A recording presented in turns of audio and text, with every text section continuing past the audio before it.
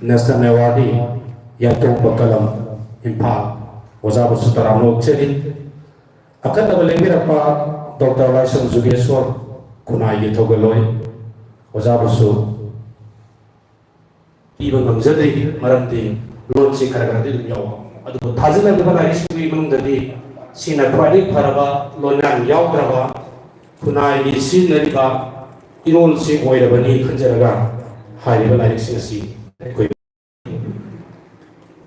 Nasi ko na tuksa ko ba manasi ko kalam na tungsa si sahi ko tingi piba manama to sahi ma kalaga ani suba sahi da piba manama ko may tungsa bani aduna la shamten somananda ni singo na suba mana singo ko mari ko ya kalam tuksa gani kalai na tinapari kay kalapang mga loy na suba mana singo ko mari ko na suba tuksa gani Moyang ke Rajendra Sulaiman Ali Singa Nikun Gemari Thaja Thanilda Kena Silang Toksa Gani Hawan Sanaza Wahawa Ningsi Loina Sulaiman Singa Nikun Mari Sikoi Lang Toksa Gani Mamal Naida Kudur Mama Bidana Ekoi Aruba Pile Pagani Ani Suwedana Marjin Sana Magi Sayoni Hai Sisida Kemana Silang Toksa Gani Aduna Atung Tabarsu Kalamna Mana Pina Balai Kobira Aiba Inisina Yai Mama Kay Loyan Yobidana Humbiraga Kalamna Mana Yamba Yamba Tamjari Bakarasi Haiba Ekena Lai Kobi Tajan Beno Aduga Manasi Lobinaba Aiba Yising Honda Tamjari Aduna Kalamna Tungkoina Tambireba Alamana Tambireba Likam Sida No, the Sanjay Boyna, Kanavana Aiba, Aibising the Wakamda, Wiki, Manana, Buki, Torms, Kutsage, Ahan Boyna, Hobum Sanazawa, Hauba, Nixing Venezuelan Mana, listening in Kunkabari, like a Sibu, Ibiba, like Mamina, Maman, like Rabukudo, Nobel, like me, what in the sun, like Aibogi Mamina. Nahako billion. Aduga mana sibu katpiriba habom sanazawa waza sigi mazai bumo habom kanta madi haki imung manu ni mohon sinbiraga habom kanta waza su das dene katpir naba ngaceri mana sibu lobi gadoriba toidani kai kumnazariba nahako billion state dene katpir naba ngaceri aduga Uza Hobom Sanaza Wabadi, Uzana Biriangi, and Siwani Babida Navagabata, Bangabam Nata Kumar, who goes in the next galaxy. Bangabam Nata Kumar. Aduga, Nasigi, Mana, Si, Nasigi Toroma Sigi, Atoy Bitung, Nitanguda, Lincoln Bediba, Toydonika Kumazariba, Waina Roman, sing. When I told Loina, Nasigi Torum. Atau betul ya mana si kursi dari ini.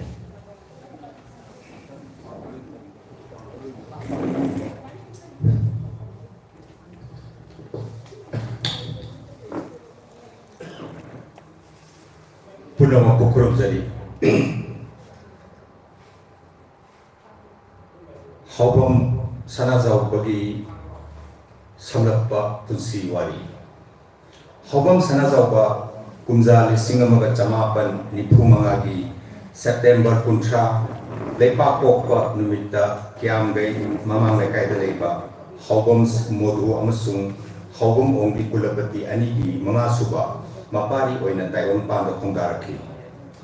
Mahang na Taiwan Mirror Tadringay Ipan Haba Matung Yumseng Banumita Apopi Mama Taiwan Pan Kadoki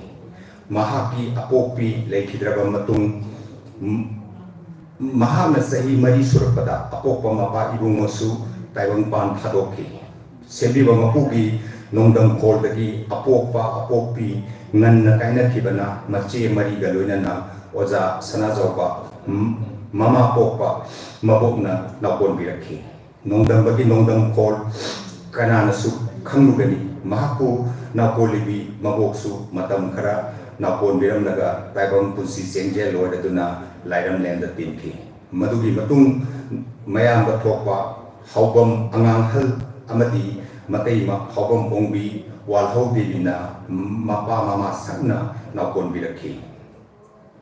Kiamgai Mamang Lekai Daliba LP School da Mahimasim Kamba Horaki Kumzali Singamaga Chamapan Pumpu Mangada Kanchipur High School dagi metric pass tauki. Dem college da IE Amadi graduation loishinki. Judging Mariel Kong dagi Laishram Ningol Me Maga Yumba Lambida Konga Minaduna Piba Ningol Tarki Apopa Oiki. Manipur da Fong Liba Paukse Amadi Sepong Singi article iriba regular columnist singi apunba body ama oiriba All Manipur Columnist Association amadi mahakna president oina hena chokana khona rami kangai pa loina silon apunba maru likhana khona bada mahang achob thodang yabiduna founder advisor oiki horak iba naharot singu afaba chumba lamida mayon chumnana khona ki lamdam asigi Miyamna Nganariba Lolda Longyana Pirkiva Sapu Sing Ngak Toknaba Honaba Achoba Todang Loregi Mamtarkiva Lamdam Sigi Chatnabi Naharol Singi Lamchat Mahana Kananaba Kan Honarami Naha Ahal Kaidana Dinaba Loinaba Hay Kanagishu Tamoy Nahandi Lamdam Sida Fomba Paukse Sangai Expressa Yukal Marunda Haiba Caption asida mata-matangi kana raba article kaya lisingamaga chamapan maudra mga dagi lefta na pusigi aroiba miku pauba kudor tamlami lamdam sida layriba tongan ba civil society organization kaya advisor president amadi executive member oirami mahakaloina na maluk kharak pallabada senior citizen for society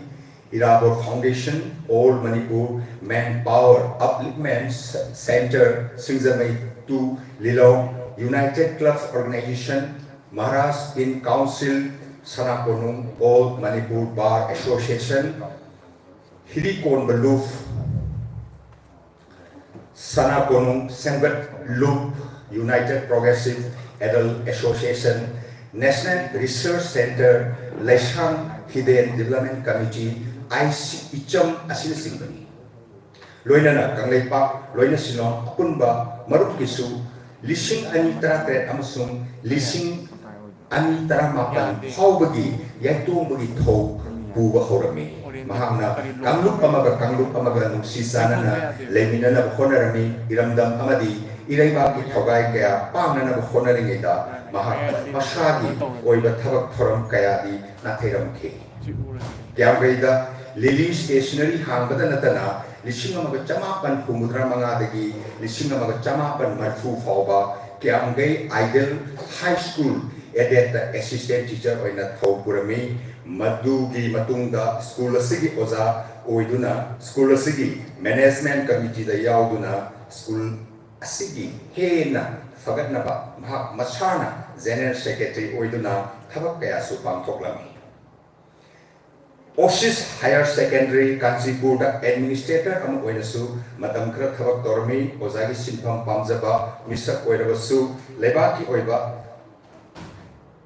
Tona Kankibana, Miami Dam of the Silingeda, Masali Chava Fide, Lobzabam Kide. Ibagilanda, Sangai Express ki, Yukal Marunda, Huyan Lampauda, Wachum, Kuplon, Karan, Lalumba, Sana, Leba, Pauseda, Hauba, Haina Maming Tondona Miamda, Puning Loxing, Oiba Latam Kaya, Latoke. Oren Vision, Gova Kagi, Sepong Asiki Editor, Oirami, Mahaki Fong Krava Light Singi Manunda, Nationalism Isel, Irao Kol Miam, Sintana Kiba, Light Amani. Mahaki Konazaman, who Sak Kambiduna, Dr. Ambedkar Fellowship Award, Lising Anigatare, R.K. Maipapi, Journalist Fellow, Lising Aniga Dramakoi, the Papilla Foundation for Best Columnist, Lising Aniga Tara, PDK, Manipur State Archives, Manipur State Government of Manipur, Lising Aniga Ohum, Department of Linguistics, Manipur University, Lising Aniga Mangada, Department of Horticulture and Soil Conservation, Government of Manipur, लिसिंग अनिगा तरुक्ता अदगी North East biography forum पीदुना इकाई कुना खरबा लुजिंबनी महाकुंबा लुचिंबा अमा मांगजखिबा असि लंदम मसिगी मेंसिनबा ngamloroidaba thomchak ama kenkibagumani Siri nahakpam biren gi samlappa kunsiwari Siri nahakpam biren kumzali singamaga chamapan nipunipan gi November gi chechet kunipan nomaijing nomita lamding pio wangjingda taibam do pongdaraki apok pagi mingna nahakpam jugintro sing amadi apok Pigi mingna nahak pompongbi lalita kawi mahak angang wedding edigi ibabu yang namak thawai yaw na pamjana hori asumna loina silonda khutpha hobaki loina silonda sanselakpa punsi khongsak da lawakpa thogang sindi college tamlingaida gi kumza lising amag chamapan humpu taruk lising amag chamapan humpu mapan sering iba horakre kumza lising amag chamapan humpu nipan dagina humpu mapan na khongba dem college ki magazine da mahaki sering ngasi gi ahing haibasina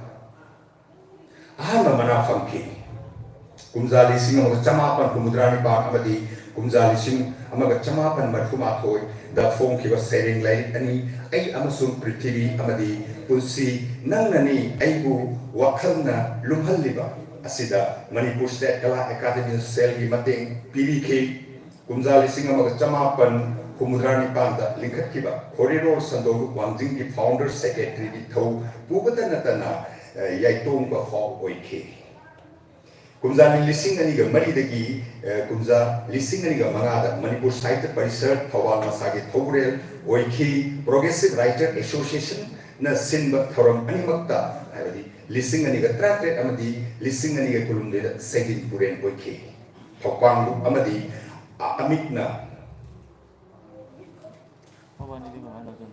Amina Sinba, Kongzong, Lagi, Thoramda, lising ani ga kulumde segin mapu oike Saida Samiti Thawana Sinba,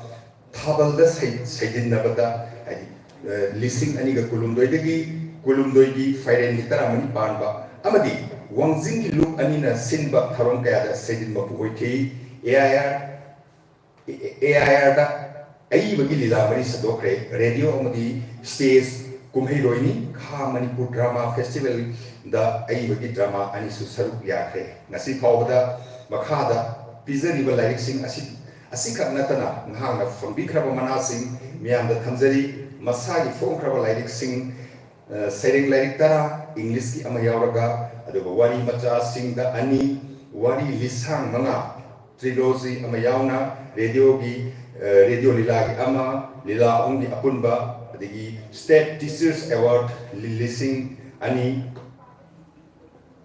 state ball award Thobal district ball award lising ani mari lions award lising ani tara mari Laisram SUBA Kumar lifetime literary award lising ani kulumdoi Sangbanaba corridor mitholmana lising aniga punmari asimlaba mana kayana lejenglaba aiba amani thagachan Matang asidi sakang se pabigadabi lengsin biraksi rosni hisna nasi lantok sabale mana asigi sakang se pabigadabi rosni hisna lengsin biraksi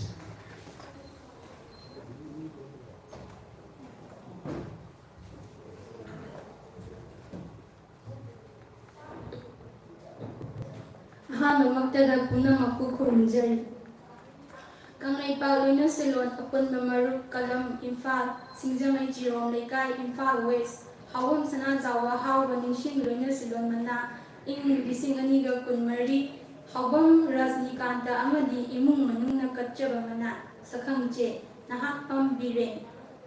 Adongi Wari Lisangi, Lairik Mamal Nairo Kudo, Angkak Ahungi Wari Lisang. Trilogy gi ahum suba aroiba sarukta taibangbu loinaidana hingalliba nungshibagi mayaibu shuren amadi sharjugi thamoigi marekta ansille leibakki nungdamna nungshi waitungna khidrabasu minungshitana kuyomlawi sarjugi kathokpagi saklon ꯑꯍꯤꯡꯕ ꯇꯥꯏꯕꯪꯒꯤ ꯇꯝꯖꯅꯤꯐꯝꯅꯤ ꯊꯧꯔꯥꯡ ꯐꯛꯇ ꯑꯣꯟꯅ ꯊꯣꯏꯅ ꯈꯥꯡꯂꯤꯕ ꯑꯃꯗꯤ ꯁꯤꯗ ꯍꯤꯗꯥꯛ ꯑꯣꯏꯕꯁꯨ ꯅꯨꯡꯁꯤꯕꯒꯤ ꯃꯋꯥ ꯍꯩꯇꯅꯤ ꯇꯨꯡꯅꯕꯅ ꯄꯤꯕ ꯑꯄꯦꯟꯕꯕꯨꯗꯤ ꯀꯥꯏꯅꯕꯒꯤ ꯃꯇꯝ ꯅꯥꯏꯗꯅ ꯁꯥꯒꯣꯟꯅꯕ ꯊꯃꯣꯏꯒꯤ ꯃꯤꯅꯣꯛꯅ ꯄꯨꯟꯁꯤꯒꯤ ꯃꯃꯜ ꯅꯥꯏꯗ꯭ꯔꯕ ꯈꯨꯗꯣꯜꯅꯤ ꯎꯠꯂꯤꯕ ꯅꯨꯡꯁꯤ ꯅꯨꯡꯉꯣꯟꯗ ꯌꯨꯝꯐꯝ ꯑꯣꯏꯕ ꯋꯥꯔꯤ ꯂꯤꯁꯥꯡꯅꯤ ꯅꯨꯡꯁꯤꯕꯒꯤ ꯑꯊꯣꯏꯕ ꯊꯥꯛ ꯑꯃꯗꯤ ꯂꯝꯆꯠ ꯀꯣꯝꯊꯣꯔꯛꯂꯕ ꯈꯨꯟꯅꯥꯏꯒꯤ ꯃꯁꯛ ꯇꯥꯛꯂꯤ ꯂꯝꯗꯝꯁꯤꯗ ꯇꯥꯡꯅ ꯊꯣꯛꯂꯤꯕ ꯇꯥꯡꯀꯛ ꯅꯥꯏꯕ ꯋꯥꯔꯤ ꯂꯤꯁꯥꯡꯅꯤ ꯂꯧꯖꯗꯨꯅ ꯆꯠꯂꯤꯕ ꯆꯍꯤꯒꯤ ꯑꯣꯏꯅ ꯍꯥꯎꯕꯝ ꯁꯅꯥꯖꯥꯎꯕ ꯍꯥꯎꯕ ꯅꯤꯡꯁꯤꯡ ꯂꯣꯏꯅꯁꯤꯂꯣꯟ ꯃꯅꯥ ꯏꯪ 2024 ꯑꯁꯤ ꯑꯣꯖꯥꯒꯤ ꯃꯐꯝꯗ ꯂꯥꯟꯊꯣꯛꯆꯔꯤ ꯑꯗꯣꯝꯒꯤ ꯇꯨꯡꯒꯤ ꯄꯨꯟꯁꯤ ꯈꯣꯡꯆꯠꯇ ꯅꯨꯡꯉꯥꯏꯕꯇ ꯄꯤꯕꯤꯁꯅꯨ ꯍꯥꯏꯅ ꯀꯪꯂꯩꯄꯥꯛ ꯂꯣꯏꯅꯁꯤꯂꯣꯟ ꯑꯄꯨꯟꯕ ꯃꯔꯨꯞ ꯀꯂꯝꯒꯤ 12ꯁꯨꯕ ꯃꯄꯣꯛ ꯀꯨꯝꯑꯣꯟꯒꯤ ꯃꯔꯤ ꯂꯩꯅꯅ ꯌꯥꯏꯐꯔꯣꯜ ꯄꯤꯖꯔꯤ Ngangom Norendrajit Sinha Atomba Lawang Yaitongba Kalam N Deveshwar Tamyang Maitai Thaburel Kalam Seicat Mapan Thani Ing 2025 Thagatchari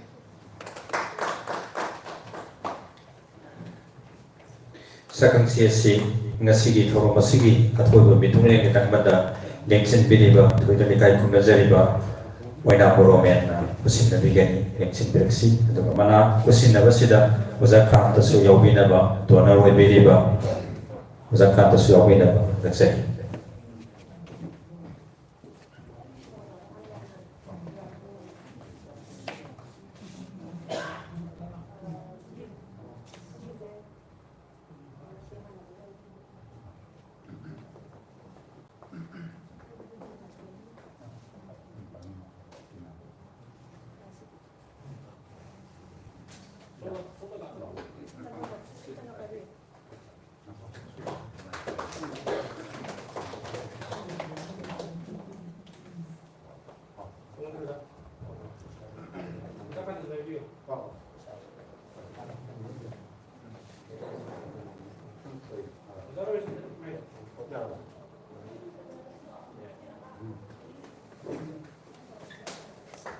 Kagatse Matang asili lesang kem somananda ningsing lonesron mana disingani kun gambari lairiki bami wari basagi lairini aroi bapire laiga subu ibiribi thoidong na kai komrajali arki sanan bi likhom bi se lengkat biraksi aduga Waza sanah bigi mana sigi leisangkem somanada abadi arke sanah bigi punsiwari pabida nabagi nabakta lengket direksi yunam setu wanglen thoibi utambla lengket direksi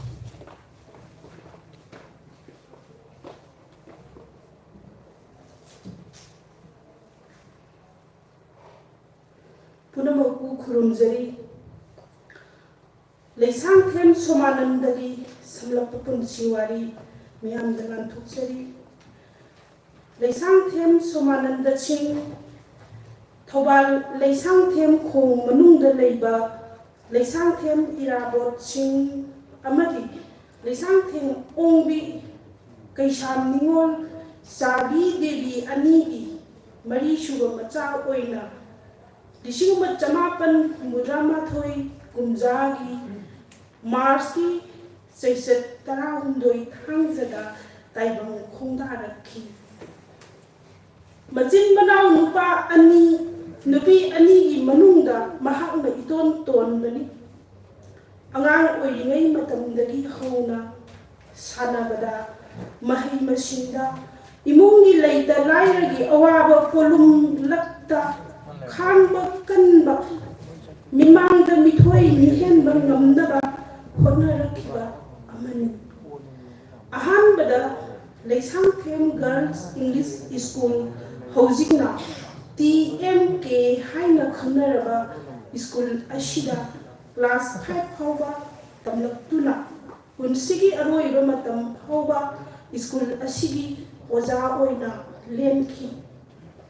Mahanga Sandenda Leiba Di Thani Memorial Training School da Oza Oiringaida